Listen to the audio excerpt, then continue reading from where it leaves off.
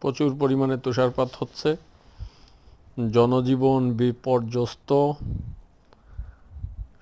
দুপুর 12টা থেকে তুষারপাত শুরু হয়েছে, অদ্যাবধি চলছে। পরিমাণ খুব বেশি না, এখন মোটামুটি 6টা বাজার কাছাকাছি। সকালে যেমনটা দেখেছিলাম, গতকালের তুষারের অনেকটাই গলে গেছে এবং পরিমাণও কম ছিল।